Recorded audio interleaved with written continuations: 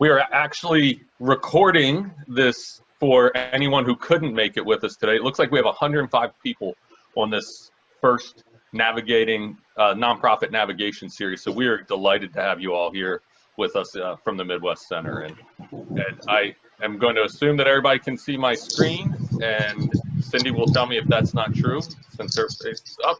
And so what I'm going to do, if you're on the phone, I will try and explain a little bit of what's on the screen as we go through. But thank you again for being here with us. So, recession, right? The ugly R word.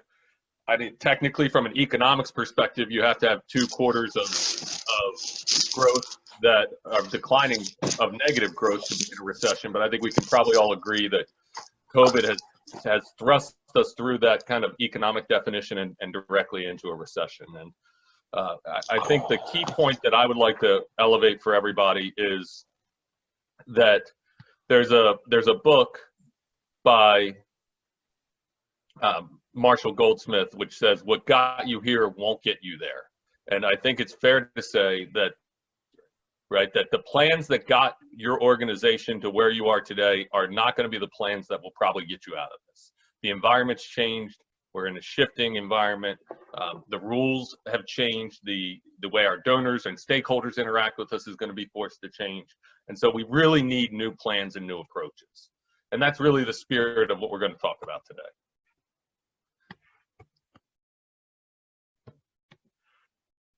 So you have a couple of choices. Essentially, you have 3 choices in how you can approach this. The first is my picture of machete, right? You can go into a defensive posture. You can contract, and by that I mean pull back and cut resources, right?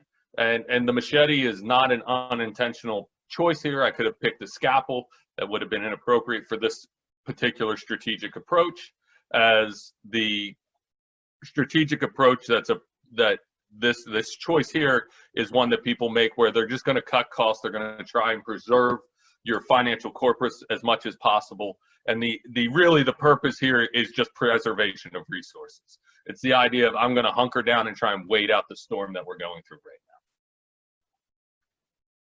now. You have another option. You can get ultra aggressive, right? You can be this guy. You can be the Incredible Hulk. You can this is the approach that would take on rampant innovation. You can look for innovation wherever you find it. You can maybe get more wide instead of more narrow. So wide innovations, wherever you think there are approaches, even things you haven't necessarily done in the past, but are potential opportunities that you've thought about. You just don't have necessarily a lot of expertise in that area, but in this new environment, you choose a more aggressive posture, a way of trying to find resources wherever they may be. With this, you could view this as kind of rapid innovation in a multitude of areas, right? It's definitely an option that's on the table for you. Or you could cut and invest. And part of what is key to this third kind of prong is that you identify what is your core, what is your fringe activities. And when I say core, what are those things that are almost completely, if not perfectly, aligned with your value proposition, versus those things which are not fully aligned, maybe 50% aligned or 25% aligned or even 75% aligned, but they're not part of your core value proposition that your stakeholders know you for. And so in choice 3, what it's saying is, we're going to cut anything that's not perfectly aligned with our core, and then we're going to invest resources into that core area. And those resources could be dollars that you get from cutting other areas. They could be people that were in some of those other areas that have talent that could help you. And it's not just programming here. It could be programming. It can also be dollars. It could be your fundraising activities. It could be your volunteer activities. It could be a variety of things. But it's aligning. This third choice is really about first understanding what is core to your value proposition, what isn't, getting rid of what isn't, and then investing in what's at core. So we find ourselves in very uncertain times. Anxiety is common. Optimism for some of us, people like me, is very common. But there's, again, no wrong emotion. But what we do have is some research to fall back onto. And what this is from a great article I would highly recommend to everybody. Anybody who talks to me right now knows I'm recommending this article. It's called Roaring Out of the Recession. It was written after the '08 recession. And for those of you who don't know me, I've spent entirely too much of my adult life studying economics. And what I will tell you from my perspective, and I don't think I'm alone, is that this isn't very similar to the '08 recession. So I'm not trying to say how you responded in '08 is how you should respond now, because the environment's different. What I am saying, though, is that we can learn strategic approaches from '08 and previous recessions that may help us today. So first, let me tell you the bad news, right? 9% of companies flourished out of the recession. That's not a positive statistic. I think we can all agree on that. 2, conservatism, not from political ideology, but from a strategic approach, is generally viewed as has generally been found to be a failing strategy. So if you think you can just wait out what's going on right now, history would tell us that generally isn't a strategy that works very well for organizations.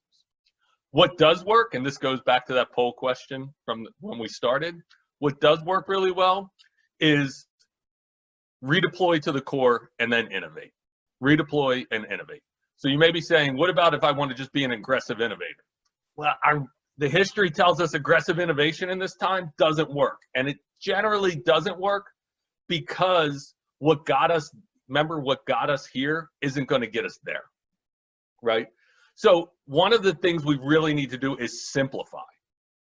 And so when we talk about simplifying, the simplest that any organization can get is getting back to what that value prop is. What is that core value prop that our customers know us about? And I love this quote that comes right out of the article, right? The quote that comes right out of the article is that progressive companies, they're going to stay closely connected to the needs of their key customers, right? And it's a powerful filter from which you can make decisions. I can't emphasize this enough. Now, I am a convert to design thinking.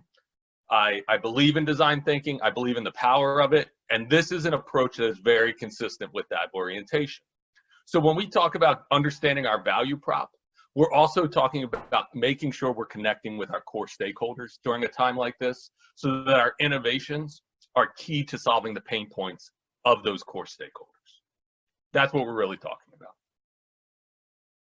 And I have a very simple model that I want to introduce to you all this morning that I hope will be helpful. And I want to point you at this point to in the chat, and if it's not at the top, Monica's done a great job. At 8:38, she posted this.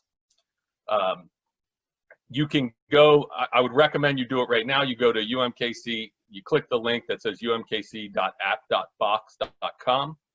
I'll bring it up as well because I want to show you a little bit about this actual instrument that we're going to use to facilitate a conversation.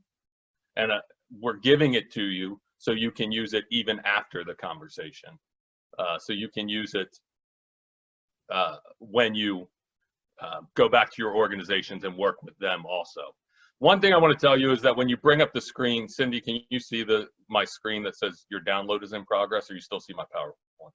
I still see your PowerPoint. Okay. When you bring this up, you're going to get something that says your download is in progress. Sign up or log in. You don't have to do that. It's going to download without that happening. I'm just flagging that for you because it confused us when we were doing our prototype session yesterday in preparation for today. But I'm recommending that you download this tool now. I'm giving you kind of a little bit of a moment here while I download it, so that you can have it and prepared for your conversation. I'm going to hop back to the PowerPoint real quick. Close that visual.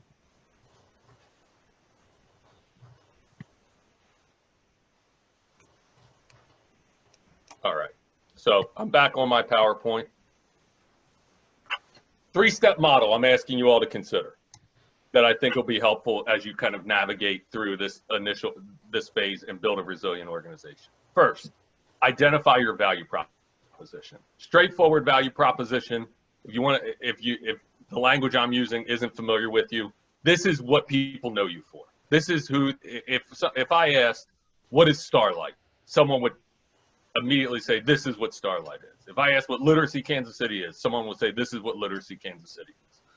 That's your value proposition. Do you know what it is? And does everyone in your organization clearly know what it is? That's step one in this process. What is that value proposition? Step two, cut the fringe and identify the core investments. So you got to identify. So if this, I apologize if this creates anxiety in anyone. It creates anxiety in me as we think about this for the university and the block school. I get that feeling. That just means you're human. And you should applaud yourself for having empathy for your colleagues, because oftentimes when we talk about cutting, we're talking about people in the nonprofit sector. But what this model is essentially saying is anything that's not aligned with your value prop probably needs to be thought of. You may need to think about getting rid of. And when I say may, I mean you're going to need to probably get rid of it to pursue this model, right?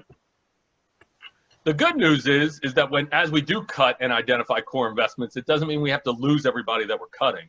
We may be able to redeploy some of those people to the core for our next level, our next step, which is going to be innovation.